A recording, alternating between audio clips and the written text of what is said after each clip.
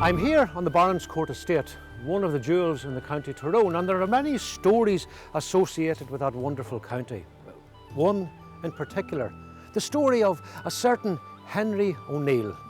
And here to tell me the story is Brendan Gormley, a local historian and a very fine storyteller. How you doing, Declan? Not too bad, Brendan. Avery O'Neill would be better known to most people as Harry Avery. And Harry Avery was Taoiseach to the O'Neill family, which would be heir to the throne, pretty much. And he lived in a grand castle on the side of the River Strule, or the River Mourne, where the two rivers meet. So Harry Avery and his new wife were enjoying their honeymoon when there came a knock on the castle door late at night, and there was an old woman at the door begging alms. The young wife, miffed at being disturbed, particularly on her honeymoon, gave short shift to the woman and called her all sorts of names and chased her from the door, shouting, "I would rather have a beast about the house than the likes of you." And the old woman turned on her heel with a scowl and said, "You will get your wish," and way off down the road. Now, a child was begotten to the happily married couple, and after 9 months, the curse came true, and a child was born with the face of a pig. The family did everything in their power to hide her, and she was kept in the house. She was raised as a daughter should be, taught all the things a girl of a noble family should be taught. But she grew up, and in her turn, she was expected to marry. And being of high rank in a noble family, a suitable arrangement had to be made. Invitations were made to all the young men of proper rank. They all came, took a look at the daughter, and turned round just as fast. They resorted to bribery. Of course, a young man attracted by the money, when he saw the young woman, bolted. And Harry Avery, of course, sent his soldiers and retainers after him, brought him back, and at the point of a sword were going to force him to marry the young girl. It was that or be hung. And he says, "No, you've got to give me another way out. You need to give me another option. That is just plain trickery." So Harry Avery thought for a wee moment and says, "Right, build me a house on top of that mountain before morning and I'll let you off." And he kicked him out the door, and the man climbed the mountain, and he sat on top of the mountain, and he looked round him and he thought, "How on earth am I going to build a house up here?" And he sat there blubbering and wailing, and as the night went on, there came a shout from behind a big stone, "Will you ever shut up that caterwauling?" And looks back, looks round him, and a man comes out from behind the stone, and he says, "This is our mountain, what are you doing up here?" He says, "Who are you?" He says, "I'm the king of the fairies." Of course. Of course, who else would live behind a stone on top of a mountain? He says, "This is our mountain." He says, "Well, I'm in a terrible fix," and he's blubbering and gurning, and he says, "Well, shut up your gurning and tell me what the problem is." He says, "I've got to build a house on top of the hill before morning." He says, "This is our hill, you can't build a house on it." And he just bawls again. He says, "All right, shut up. We'll build you your house if you shut up. But you must do one thing for me. Come the morning, and you've fulfilled your oath to the king. I want you to kick out the keystone over the main arch, and the house will fall."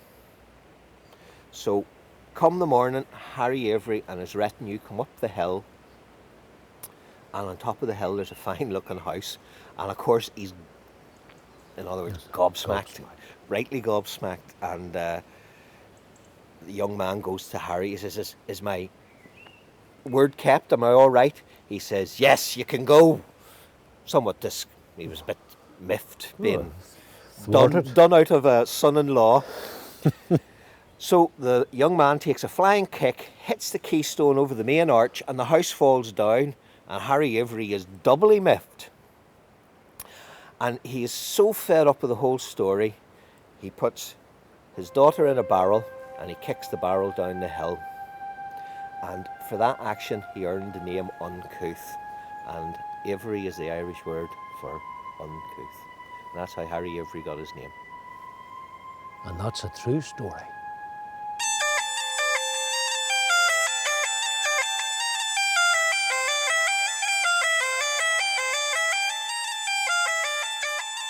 Of all the wonderful stories from the County Tyrone, perhaps the strangest of all is the story of the lost piper of Castlederg.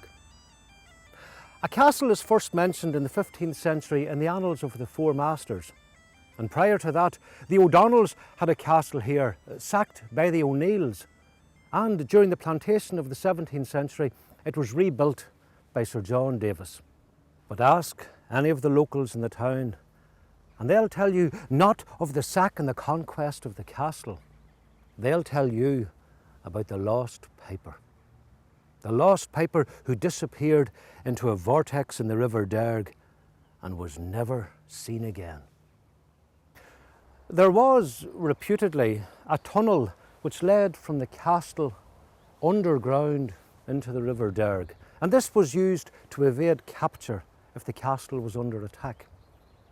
One night, apparently, a lone piper in high spirits left the castle and disappeared into the tunnel, still playing his music so that his friends would know where he was. He played on, and the music faded and stopped, and the piper disappeared. And it is said that the tunnel collapsed and he was swept into the River Derg to disappear forever. From that day to this, that spot is known as the Castle Hole. We don't know the piper's name, but his legend lives on.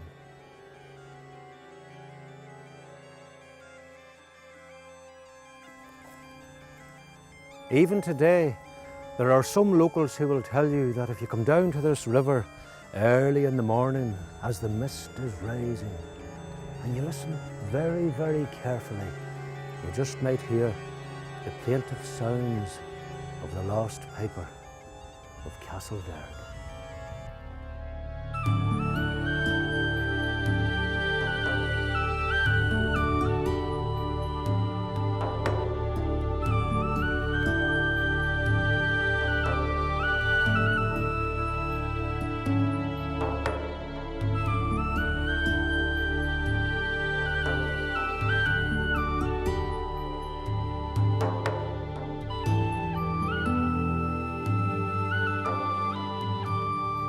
Outside the town of Dunamanagh, that an old castle was built in 1860, Altnachree Castle, the hill of my heart.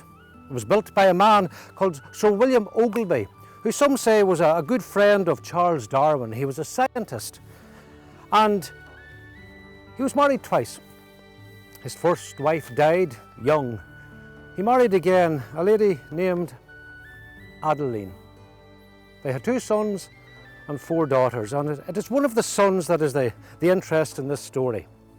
He was a clever young fellow, and like his father, he studied zoology in Trinity College, Dublin.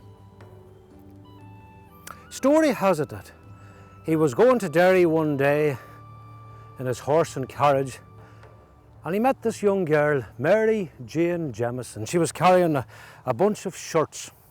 He trotted alongside her and asked her to come into the carriage, and she said no. But they got chatting, and she eventually accepted his offer of a lift. And by the time they reached Derry, they had fallen in love. They began to meet in secret, and they hid little notes for each other in an old tree. Meanwhile, Ogilvy's mother organised soirees and balls and dances to attract suitors for her children. And when they heard about his intentions with Mary Jane, they chased him abroad to study zoology, far away from temptation. Mary was distraught. She dressed in black and walked the highways and byways according to legend, until years later she was walking past the tree where they'd left the notes, and she looked in, and there she found a note written by James. And she turned, and there behind her was young James. He had returned. This time they were determined to marry, and they were to go to Belfast against Ogilvy's parents' wishes. They relented and said they could get married provided they got married in Mary Jane's church. They did.